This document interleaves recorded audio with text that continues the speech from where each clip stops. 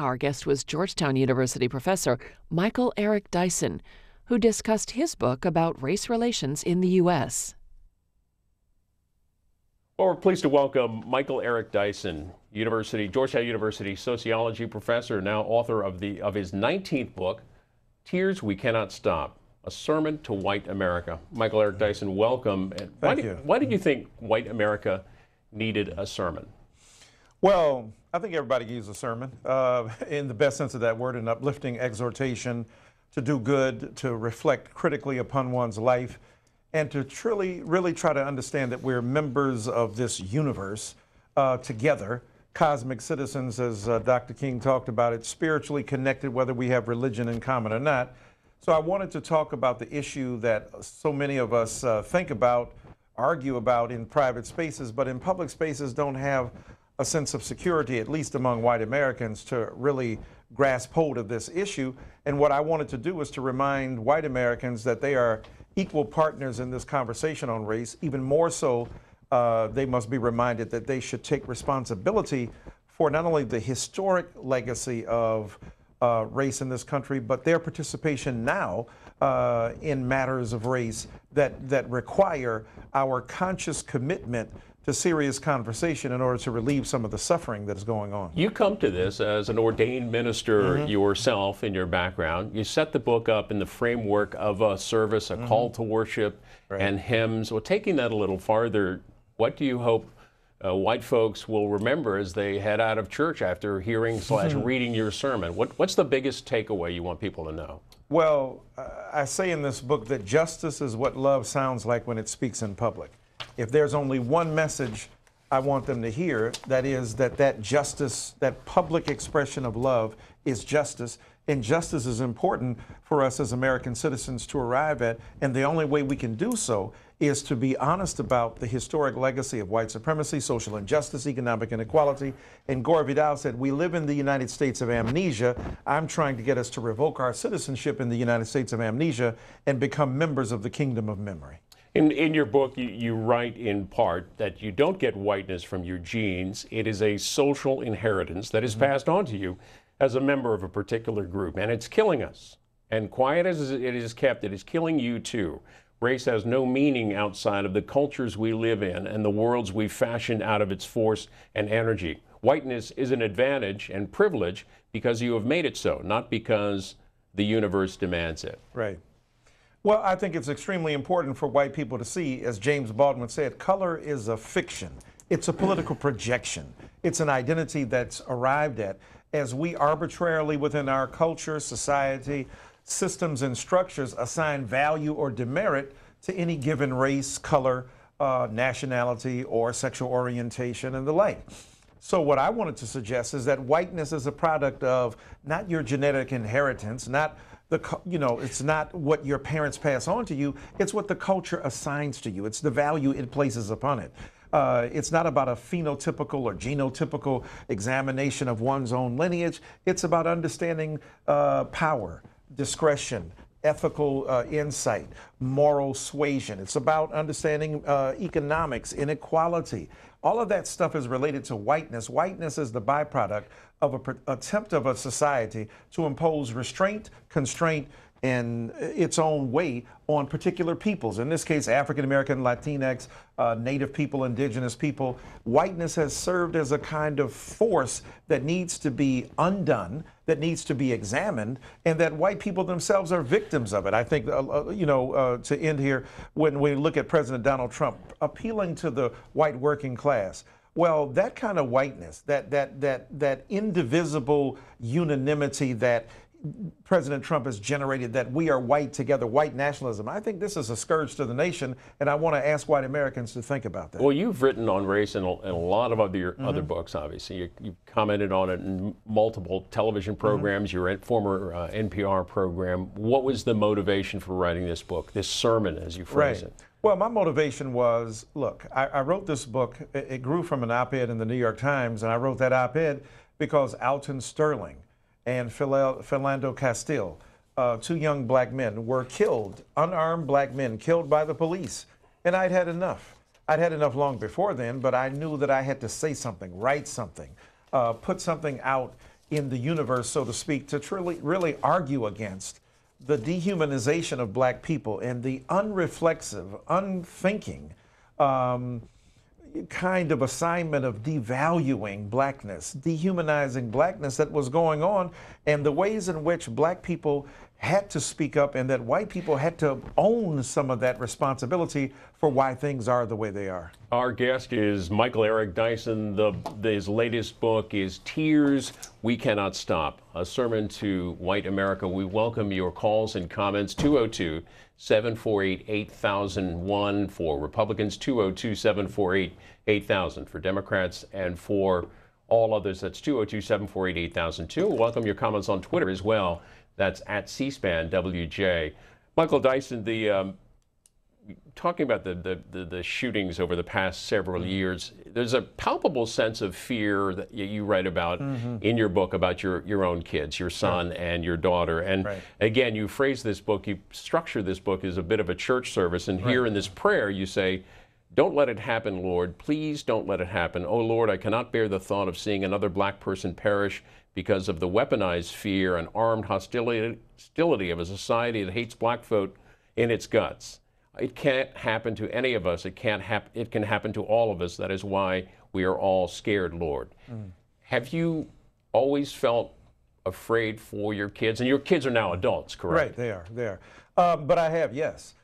Because we've always lived in a society in America where the weaponizing of fear among white brothers and sisters, but especially those who are charged with upholding the law, serving and protecting us. The rancorous relations between police people and communities of color have been there for quite a while. The smartphone has really revolutionized our understanding that many times black people have been telling the truth without recognition.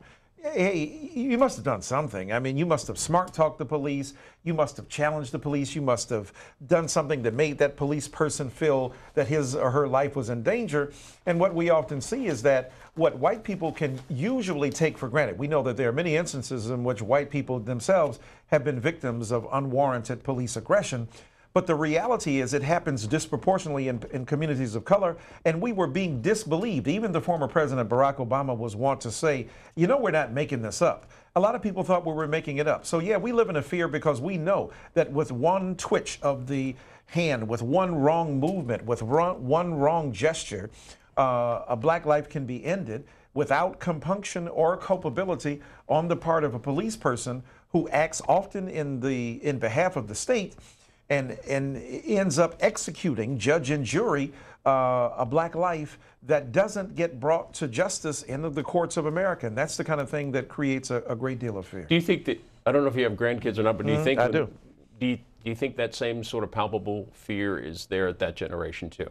Yeah, I think it's being learned. I think that the videos that we see that don't often result in a conviction for, or even before that, being a police person being charged.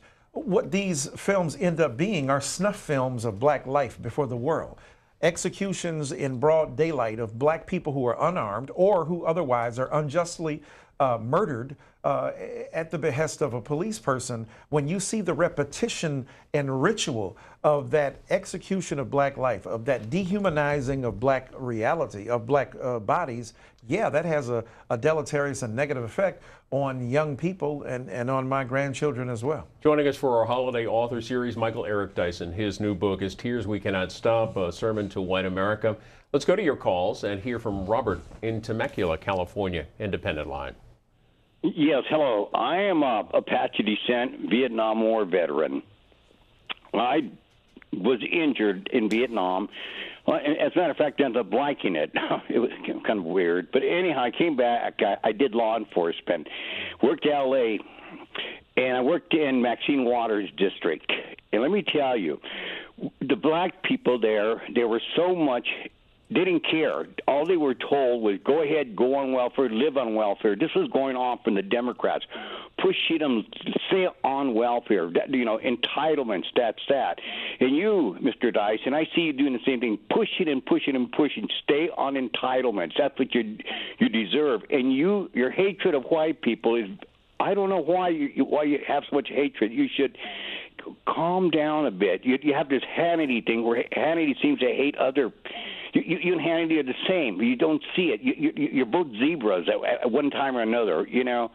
Learn how to love the other side, and then this country. Once you do that, write a book not about hatred, but about getting together. Both countries. Mr. Trump right now is doing the best he can, but you are doing the worst you can. Robert, we'll get a response. Michael Eric Dyson. Yeah, I don't know where Robert, he must be a magician or Houdini to see inside my soul or mind to magically and alchemically produce a fiction of his imagination, a mythology. But this is how race operates. And God bless you for your service, sir. And as an Apache and a native person and an indigenous person, I would suggest that he think about the history of extermination and systemic removal of Indian and Native peoples in this country. I would suggest he would read some history. I have said nothing today or before about the entitlements of Black America. What I was speaking about was a police problem that is existing in America that needs to be addressed, and more broadly about a system of racial inequality that needs to be solved. What I didn't say is that America has benefited from the unpaid labor of African people in America for quite a while. And certainly we have to address the issue of race in this country.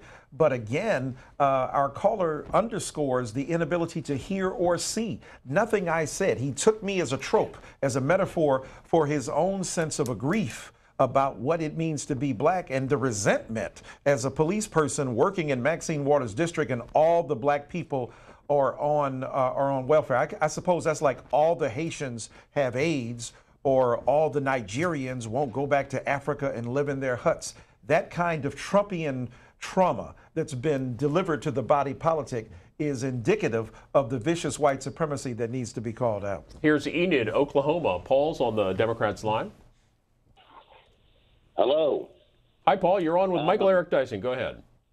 All right. I just want to say we all need to learn to judge people by their character and the actions they take. And we all need to work together because we all bleed the color red. And that at one time, all our ancestors were slaves, and we need to get to the point where no one claims victimhood.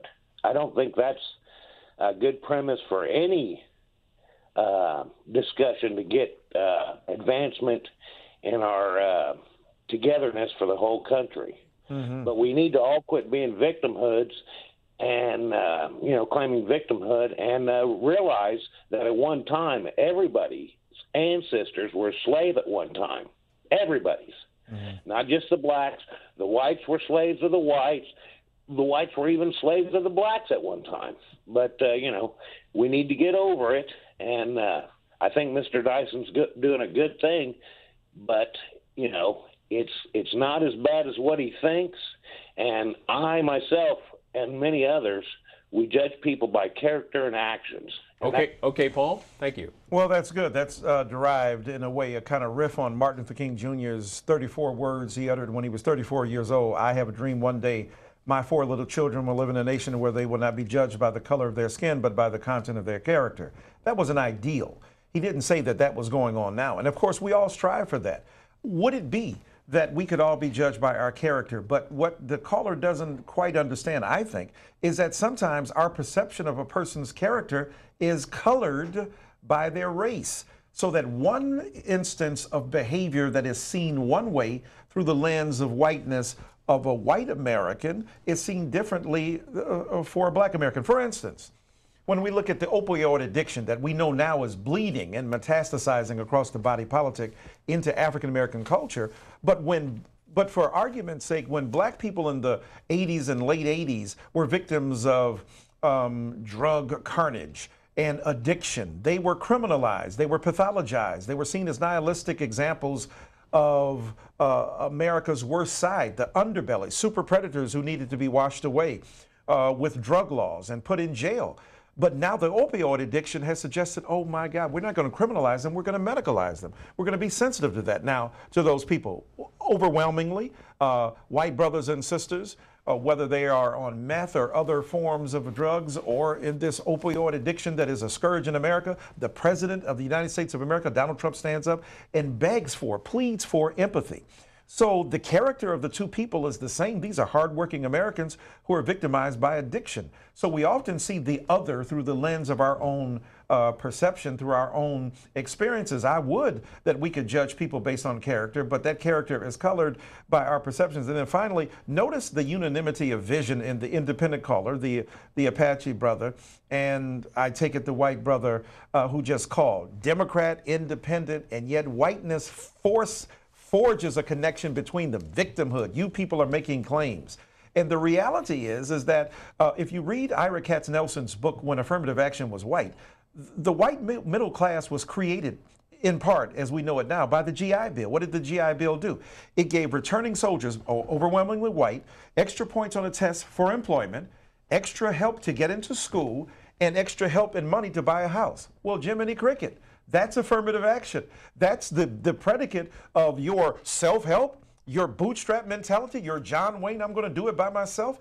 It's a mythology in America to believe that without governmental assistance, through projects and programs that were perpetuated by political bargaining, white brothers and sisters were able to generate capital, buy a home, which is an elevator into the middle class, and then stabilize their families while telling everybody else to do it on their own. There's no victimhood here. There is the recognition that others have been helped, and we should help everybody. Our callers this morning perhaps echoing some of what you write in your book, saying that black and white people don't merely have different experiences, we seem to occupy different universes with worldviews that are fatally opposed to one another.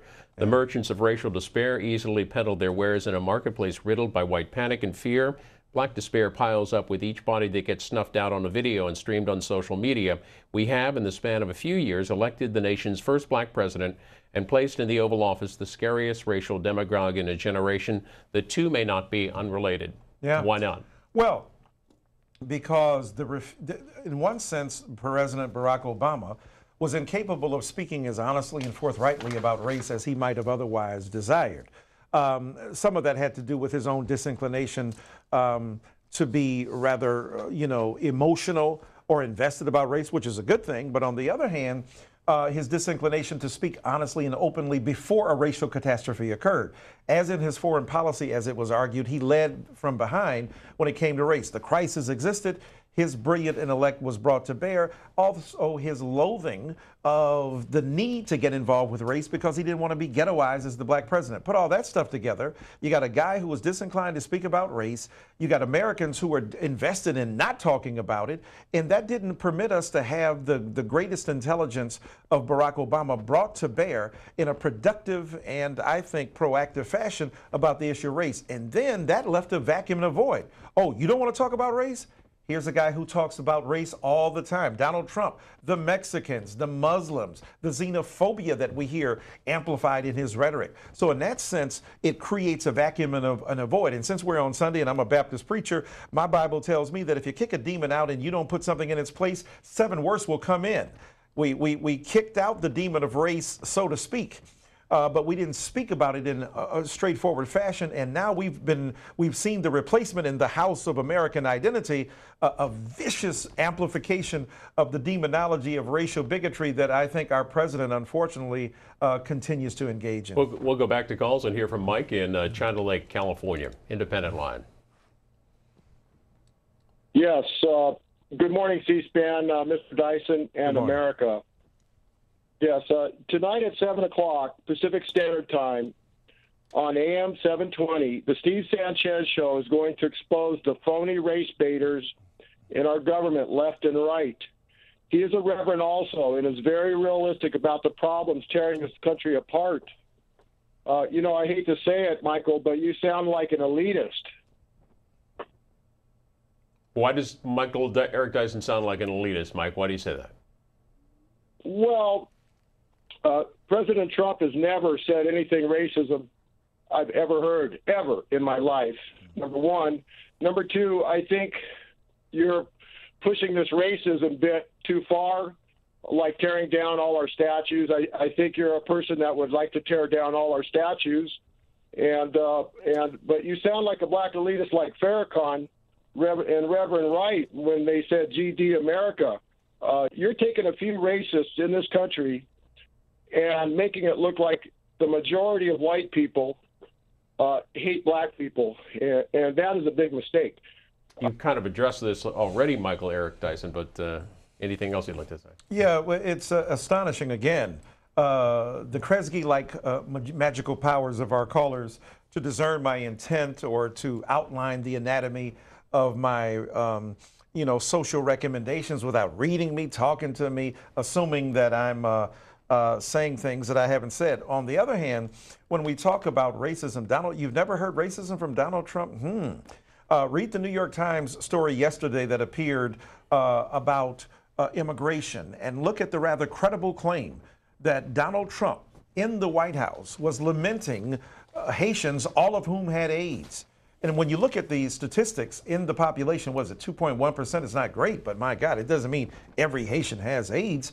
Or his disparaging comments about Nigerians, or Africans, excuse me. So, even more broadly. So the reality is that we've got a president who's been xenophobic, who's has a travel ban that targets Muslim countries in an unjust and unfair manner, a man who spoke about Mexicans as the scourge of American democracy, a man who has talked about black people who participated as a private businessman in practices that had to be scorned by the Department of Justice and others, and was sued for his racial practices, a man who took out a full-page ad against the so-called perpetrators of the crime in Central Park, and when discovering that they did not commit the crime, refused to repent. Here's a man who is trafficked in little more than white supremacist and white nationalist ideology. Mr. Miller in his White House now, Mr. Bannon, who used to be there, have all perpetuated this legacy. So I'm trying to talk about my perspective on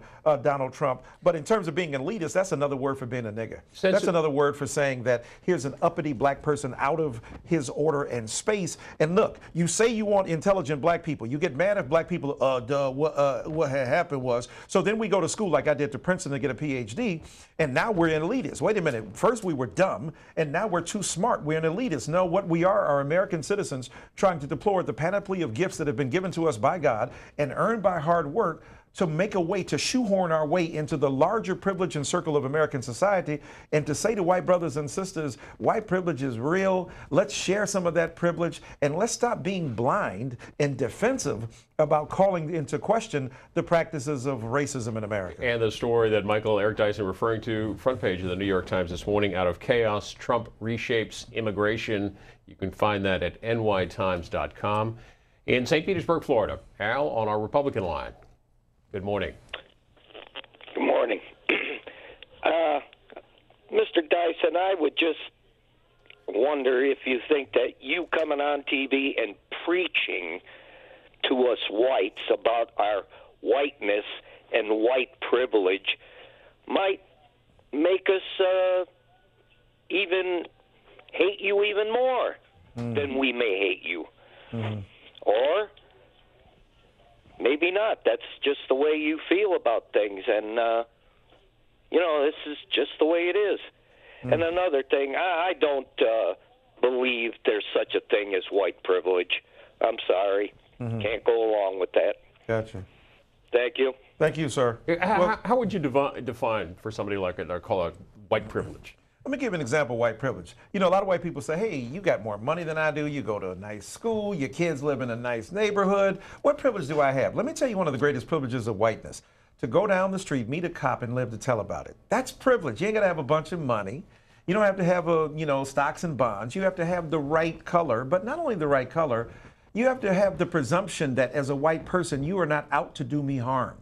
That the presupposition and the pretext of your humanity is not rooted in stereotype or the belief that you as a white person are out to do damage to human community and therefore must be treated with a kind of disregard for your humanity. The reason Black Lives Matter rose up is because the lives of black people weren't being recognized. So for me, White privilege is participating in a society that thinks you're basically a decent human being, that rewards you for hard work, as it should, but that discourages others from recognizing the rewards of their hard work, and that creates segregated spheres of recognition that unfortunately give some people more than they give others, and without even assigning value in terms of money or capital, just the presumption that on the everyday basis, this person before me wants the same thing I want, thinks the same way I do, and therefore I should treat that person with respect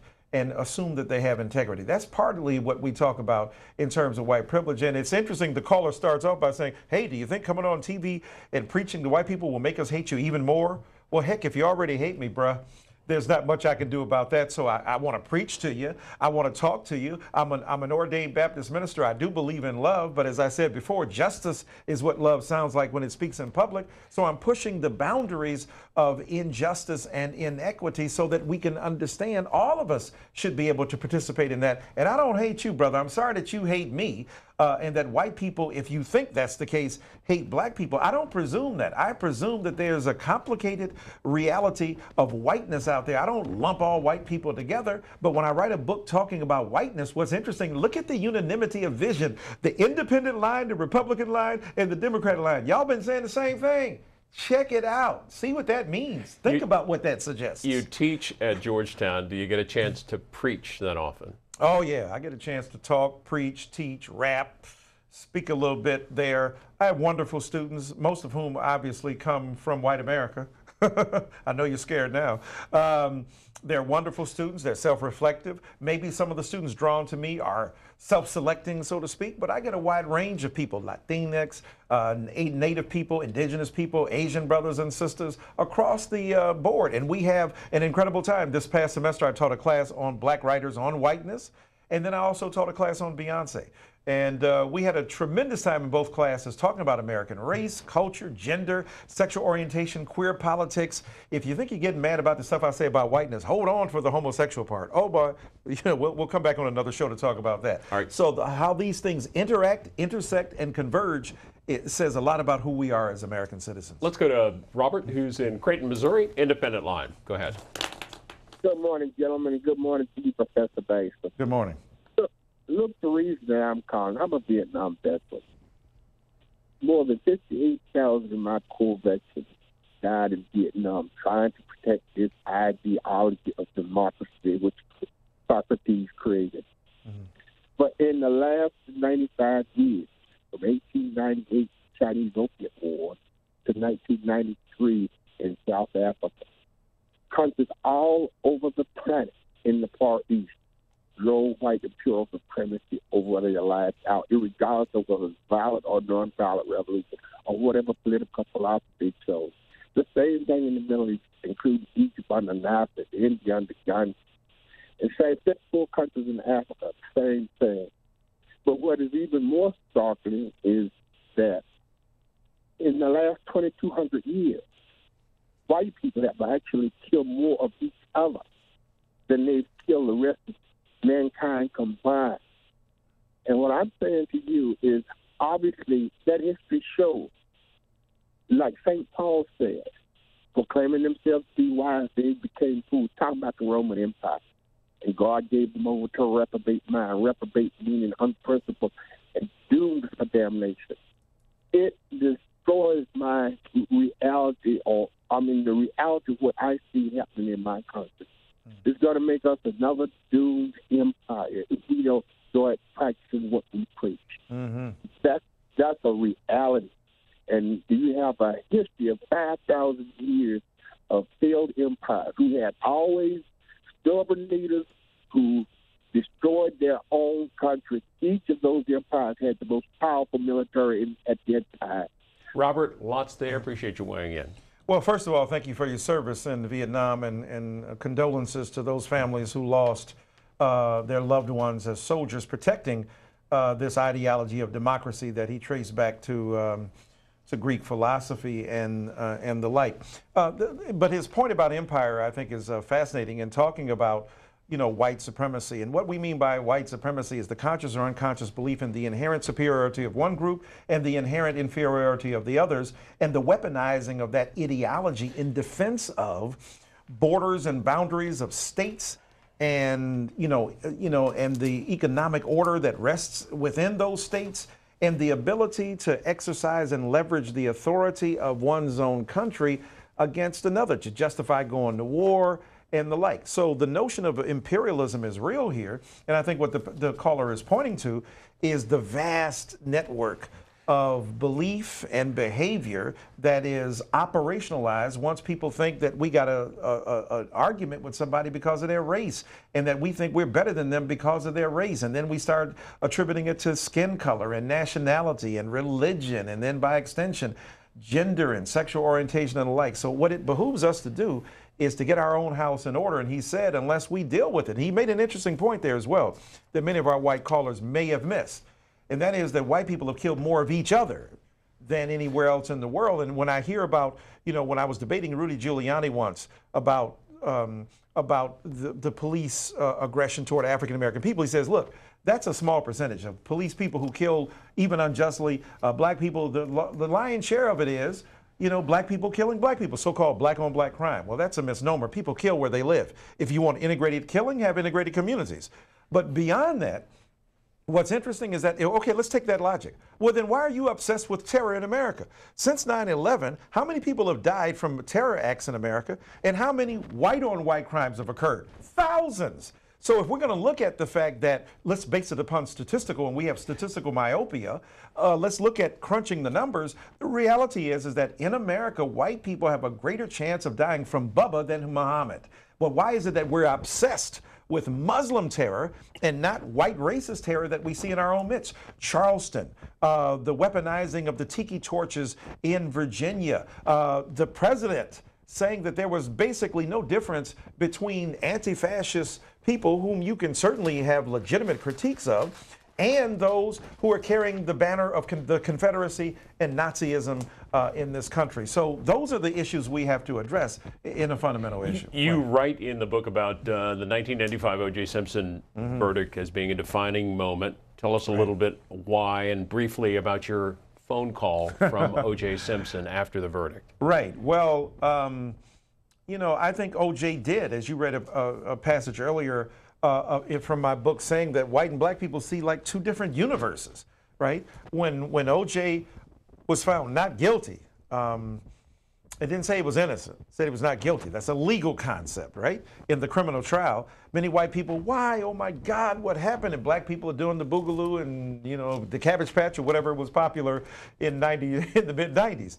And the reason is not that black people thought O.J. was innocent necessarily. What they saw is that we've been victims in a criminal justice system that has consistently turned a blind eye, or excuse the metaphor, been ignorant of the cause and claims of black people for years, for decades, for more than a century.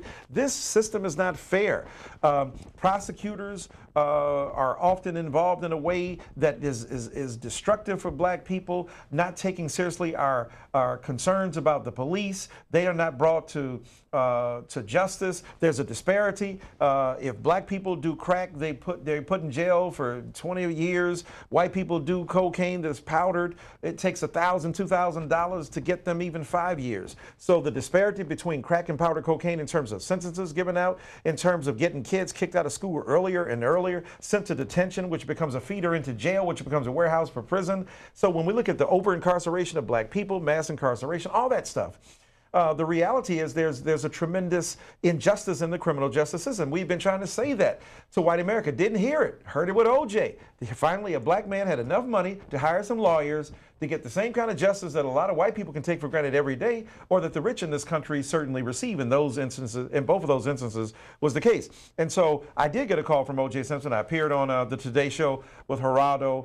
And he said there was, he said some things about O.J. that were disparaging. And Mr. Simpson called me up at Columbia University, and I was shook, as the young people say, scared, and had a conversation for 45 minutes. Highly intelligent guy, and even offered to come to my class at Columbia. Then I demurred on that offer, and it was a fascinating call and revealed so much about race and about perception of race in America. And was your point to him what you had just said, that he had the money enough to hire the best lawyers to help get him off of the charge? Yeah, I'm not sure I said that to him directly on the phone. Yeah, I talk big when I'm on C-SPAN, but directly to O.J. Simpson, bruh, I was barely speaking. I was like, he said, do I call you Reverend, Doctor, or Professor Dyson? And I was on TV earlier that day. I was like, nothing black on O.J. but the bottom of his shoes. When he took that long, slow ride down the L.A. freeway in A.C. Collins' Bronco, it wasn't the first time he used a white vehicle to escape a black reality. But when he called me that night, I said, Mr. Simpson, how are you? You can call me Mike. You don't have to call me Dr. Dyson. That's how I punked out with O.J. Simpson. Let's hear from Barbara, who's in New Britain, Connecticut, on our Democrats line. Go ahead. Good morning. Good morning. Good morning. I used to live in New Britain. You used to live in New Britain. I sure did back in '88 when I taught at Hartford Seminary. I lived in New Britain and taught over at Hartford and was assistant director of a poverty project, a project that tried to think about theologically and sociologically, challenging poverty. So I had a great time there and fond memories. Go ahead, Barbara. Well, yes, what I'm going to say is probably shocking. It was shocking to me, but I believe that it shouldn't be hidden in the darkness. My 4-year-old granddaughter is a biracial child. She is beautiful. She is smart, and I call her my bridge child because I believe when she was born that this is the way the future was going. This is a good bridge. She started pre-K this year, and she came home, and she asked me very casually one day in the fall, Nana, she said, what is a nigger? I was shocked. I was stunned. And I said, where did you hear that? And she said, on the bus going to school. And it broke my heart because these are 4-year-olds. And it's just disconcerting that this is reaching down into the next generation. And, I just don't know how we're going to deal with this in this country. Yes, I really don't. Yes, ma'am. No, it's a huge problem. 4-year-olds hearing about nigger. And when I spoke earlier about the dehumanization of black people, the perpetuation of a legacy of inequality, of derision, of skepticism, of stereotypes, that stuff is handed down. Again, it's not genetic. It's what word of mouth, literally, a kid on a bus hearing this word. And hearing what comes with that word and learning that there's a difference in me and the other person. And as a biracial person, especially having an equal inheritance, if it is a black and white biracialism, then it has an inheritance derived from both cultures. And yet it's not, to show it's not just genetic, why is it that in America, a biracial person is often left for black, is often seen to be black, because the overwhelming reality is that chromosomes and genetics and all that stuff don't determine our understanding of race. Culture does. So society does. Systems and structures reward and benefit or disadvantage and discourage. That's the reality of race in America. Here's Tom in Cranberry Township, Pennsylvania. Tom, good morning on the Republican line. Good morning, yes. I would like the gentleman to understand that him being in the business of trying to improve race relations and others like him need to understand human nature is that we are behaviorists. We like to be among those who behave like we do, have the same culture as we do, and to overcome that is to try to overcome some basic psychology of humanity, which is hard to do because for example, I don't want to go to the city. People down there behave in a different way. In general, I don't want to be among Muslims. They behave in a different way. I want to be among people who behave in the set of behaviors that I like, including music, ways of expression, leaving one another alone. So all these things contribute to me being a behaviorist, and some people might perceive that as racist. What do you think of Tom's views of behavior? Well, it took me back to B.F. Skinner, man. I thought he was going to deconstruct Skinnerian psychology and the Pavlovian response. And in one sense, he's absolutely right. But yeah, I'm sorry to disappoint our caller, but that doesn't remove the possibility that race has crept all in the crevices and cracks of your own ideology. So to say you're a behaviorist because you don't want to go to the city because you don't dig that, and you don't like Muslims because they don't behave the same way you do. Now, I think that's an awful narrow understanding of the world in which we live, because behavior tells you genetically, in terms of evolution, that we adapt to circumstances, that we survive and thrive when we are challenged, and when systems and ecologies and orders are called upon to produce resources against the opposition that they confront, they're made stronger and better. So in the process of evolution, if we look at human behavior, that's the product not of stable, set conditions that give us a sense of our own destiny. It's the give and take between nature and nurture, between the built environment, between geography and geology and the human organism and how we adapt. So I'm saying all that to say that, in one sense, it may be an adaptive behavior to believe that you are a behaviorist and therefore you like what you like because you like other people who like what you like. But the reality is, and that might work with music, maybe you like country music. Well then, okay, do you like people who like old school country music, Hank Williams versus Garth Brooks? Okay, that's fine if those decisions don't impact other people's lives. But when you only want to deal with, say, Christians, and you don't like the Muslims, it'd be different if Muslims to themselves, Christians to themselves, and the world is fine. But that ain't how it works. The fact that you only like you don't like the Muslims leads to the mistreatment of Muslims, leads to the fact that we may look at them askance or look at stereotypes about who they are, that we don't have association with them because we haven't invited them into our homes or into our minds or into our spheres of influence. And as a result of that, that ignorance perpetuates the mythology that they are different than us. Maybe if you met a Muslim, you'd see, oh my God, they have the similar concerns as we do. So when we overcome these natural affinities, which are quite unnatural, right? I think our caller presumes that his behavior is rests upon his own likes, and that those likes are as natural as the air he breathes. But like the air you breathe, that's conditioned by those molecules and atoms are conditioned by the culture in which you live. You might breathe clearly and clean air if you live in suburbia, but not near an electric pole, or not near environments that have dumps. So even the built environment and your natural likes are influenced by the psychology, the race, the geography of the culture in which we live, and your preferences bear the imprint of the prejudices that we have about each other. Because if we're going to be behaviorists and open, the only determination of race anthropologically is, in a heterosexual paradigm, is if you can mate with that person and as a result of that produce a child. Well, that's across Muslim, that's across Hindi, that's across Sikh, that's across Christian. Whether you read the Tao Te Ching or the Holy Quran, or whether you read the Bhagavad Gita, or whether you read the Art of Motorcycle Maintenance, or whether you listen to Jay-Z in 444. That's what the behaviorists, in an objective sense, would tell us. I think this is the reproduction of the pathology of prejudice, and I think that like calls on the like, but that's the very basis, and I'll end by saying this, the very basis of white privilege is hooking up folk who are like you. It's not just hating somebody else. I'm going to give some extra love to the white people I know. The jobs, the possibilities of connection. Jobs are not had by looking at a paper anymore and figuring out, hey, I need a job. I just graduated from Georgetown. Let me go call. You got networks of affiliation and association. People who interview people say, I like you because you look like me.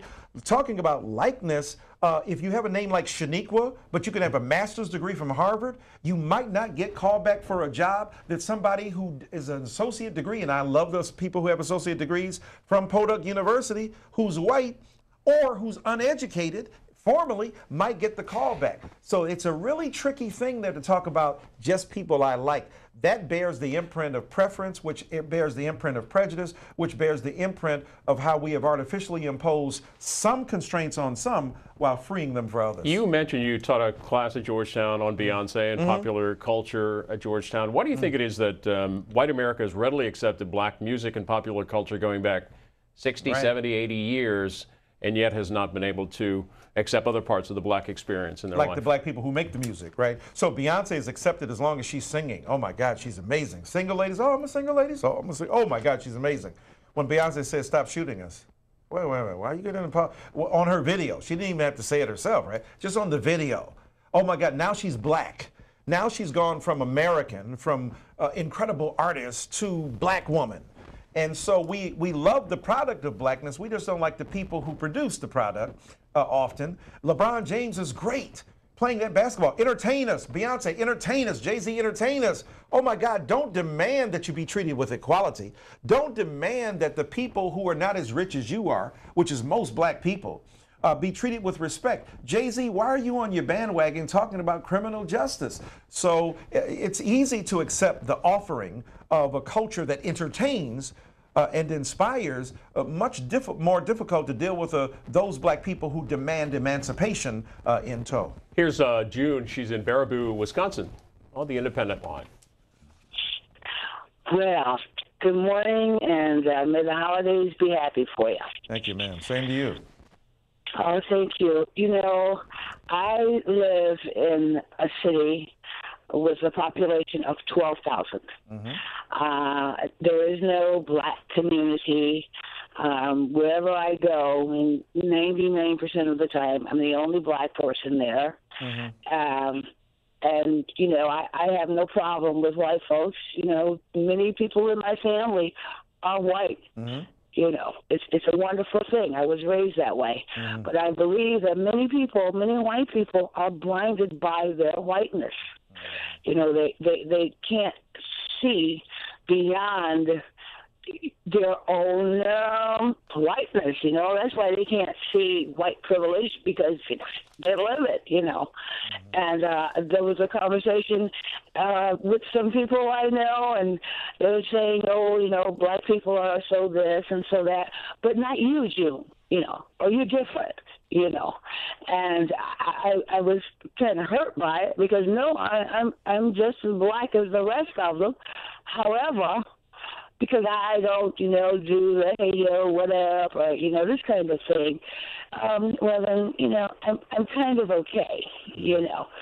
But it doesn't change the fact that when I'm not around, and even sometimes when I am around, my blackness, well, they get blinded by it and, you know, kind of make like she's not really black, so we can kind of say anything we want around her, and she's not going to go off. Thanks, Jim. I mean, there it is, far more eloquently than I could articulate it, from the lived experience of a woman who's in a 99% white community, ain't got no problem with white folk, got many white folk in her family, and she said that many white people don't see privilege because they're living it, right? Blinded to it because you're part of it. It's like that famous story about, you know, the fish and asking about water. What's water? Because you're in it. You don't even know what it is. You don't know how to call it. And I think the reality is that many white brothers and sisters hear it. There's a defensiveness involved. Why are you lumping us together? Welcome to our world. Why are you judging us as one group? Yeah, we've been saying this for a long time. So you can't create race, and then when you are victimized by its lethal blowback, protest that the category itself is illegitimate, when you've benefited from that very category. But I think white privilege, even more broadly, is about coming to grips with the historic legacy of inequality. And many people don't want to do that. Talking about human nature, you don't want to admit, you think I did it by myself. Nobody helped me. You didn't, you know, when Obama said, you didn't build that. Oh, yes, we did. We built everything. Well, you had a lot of help from a lot of people. That's all right. That's fine. But the reason that narrative that I built it myself is so important is because people don't want to share the bounty, so to speak, with people they think are undeserving. And sometimes that's poor white people. Poor white people, undeserving, you know, they're the undeserving poor. African American, Latinos people, you're the undeserving poor. We are the deserving because we worked hard for it. And in that sense, white privilege continues to be a bewitching concept that seductively, brings people into cooperation with an ideal and an identity that is largely mythological and ain't got no basis in fact. And from Michael Eric Dyson's book, he writes, "To be blunt, you are emotionally immature about race. Some of you are rightly appalled at the ash of white racial demagoguery. You have little curiosity about the complicated forces of race. You have no idea that your whiteness and your American identity have become fatally intertwined. They are virtually indistinguishable. Any criticism of the nation is heard as an attack on your identity. But my friends, your innocent whiteness is too costly to maintain. Let's hear from Ellen in Quincy, Massachusetts, on our Democrats line. Go ahead, Ellen. Happy holidays. Happy Same to you too, Ellen. Thank you. I just want to say that I agree with everything that Mr. Dyson has said. I'm a white American. I am so emotionally upset about the people that called in earlier and the things that they said against what Mr. Dyson was saying. He voices things that I have felt for a long time so well, and I think we all need to get educated by him and by other people that are so intelligent and have studied and have lived it. And I just want to say it's the first thing on TV that's made me feel better about all the horrible things that Trump and all the people who don't really believe in, like, the least of us have made me feel so horrible, and I just really want to support you. My son died in jail. He was indigent, and I hope that we can all work together someday and try to fix these criminal justice things and all the things that divide us that should be uniting us. And I just want to thank C-SPAN so much for having Mr. Dyson on, and I want to thank Mr. Dyson for working so hard to educate people and realize that this is such a central problem of what is wrong today with what is going on. Thank you so much. Thank you, Ellen, from Massachusetts. God bless her. God bless you, first of all. And multiple condolences to you for the loss of your son. What a horror and a tragedy, and God bless you. And God bless you for supporting, the spirit of what I'm saying here today. And I really deeply, profoundly appreciate that. It's very difficult, and I realize that for many white Americans, to acknowledge some of the things that I'm saying. Because, you live in a nation where Fox News is just reinforcing, stereotypes and prejudices on the one hand, and the ostensible neutrality of the rest of the media that we're just investigating and we're calling it like we see it. The tragedy is that for years and years we have colored our perception of the other, and not only in media but in the academy, in the broader society, whether it's in Hollywood and on television. The reality is we're fighting an uphill battle because so many of the institutions of American society don't encourage the kind of creative self-reflection that I'm calling for, and I want to thank Sister, Ellen, for her wonderful remarks. And all I'm asking white Americans to do is to think seriously about it. I don't come with a grudge, with a cudgel to beat you down on the head. I'm a long distance runner. I'm trying to hand the baton off so that we can continue to run this race of American democracy with greater equanimity and also greater self-critique. The president at Mar-a-Lago for the holidays up and tweeting this morning saying the fake news refuses to talk about how big and how strong our base is. They show fake polls just like they report fake news. Despite only negative reporting, we're doing well. Nobody is going to beat us. Make America great again. More calls from Michael Eric Dyson. Let's hear from Annapolis and Rick on the Republican line. Go ahead. Okay. Let's talk about 1968. We had the riots. And black people, many of them burnt their own housing in our cities. So what happened? We set up HUD, the Department of Housing and Urban Development, in 1968. I worked for that department for 33 years, so I know what I'm talking about. You're talking to one of the few guys that knows who a small group of guys got together, set up HUD, and then they went around the country. They went to Baltimore. They went to Chicago. They went to Newark. They went to Boston, L.A., etc. They bought the worst sections of land because they were the cheapest. And they financed, developed, and to this day manage those projects. So that, as Mr. Dyson, there's about 42 million blacks in the country today. about 40%, I don't know exactly, are doing well. You, educated blacks, football players, the Beyoncés, the Barack Obamas, etc., are doing well. They don't have to worry about racism. The 60% that are living in those projects, those concentrated areas, let's fast forward 50 years. They have been in those projects for 50 years. They don't pass on any wealth to their heirs. They pass on an empty apartment. Let's get a reaction. Thank you, Rick, from Michael Eric Dyson. Yeah, well, look, there's no doubt that public policy in America has been driven by racial consideration. What's interesting in his compelling analysis there, that black people burnt down their own homes. Well, they were burning down homes that were being sold to them for higher than market value, that weren't worth much at all, but for which they were being exploited.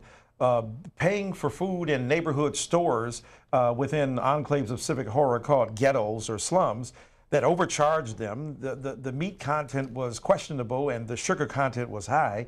So there was a systemic exploitation of the vulnerable. The vulnerable pay more money for less, you know? So that if you're living in a neighborhood store, you might be paying more than even Whole Foods in some instances.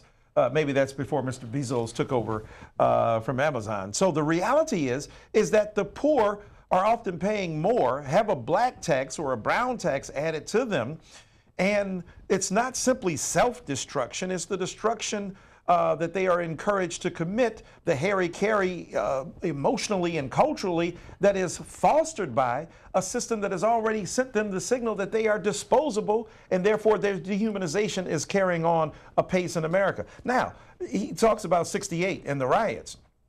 What led to that? Economic inequality. What led to that? Redlining. What led to that?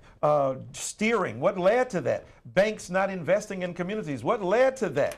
The rampant segregation in America, even when busing came about. You know, metropolitan busing was quickly put down. Black people were shifted to whites, sent off to white schools for a while. There was the resentment, the my kind versus the other kind. So when we look at it, the 1919 saw a lot of violence, but it was white against black. You're looking at '68, the end of the process, so to speak. Look at how white violence has shaped so much of the geography of race in America and the possibility of existing and coexisting in the society. White flight. I happened to be in Detroit in 1967 when the urban rebellion occurred, when the riots of Detroit happened. And why did black people go off? Because police brutality was real. Nobody was listening. The police were occupying forces in African American communities, and we were tired of it. And yes, the looting, the burning seemed to be self-destructive, but even more self-destructive was the silence that black people had struck as a bargain for receiving the pittance of American society. And so in my take on it, it's a far more complicated problem. We have to talk about urban demography. We've got to talk about urban communities. We have to talk about the horror and the strife, but we also have to speak about the complicity of dominant white culture in the perpetuation of legacy of segregation. Many of those cities he mentioned, rampantly and rapidly segregated to this day. Let's see if we can get a couple more calls. There's Kimberly in Sun City, California, independent line. Hi, Mr. Dyson. I can't thank you enough today.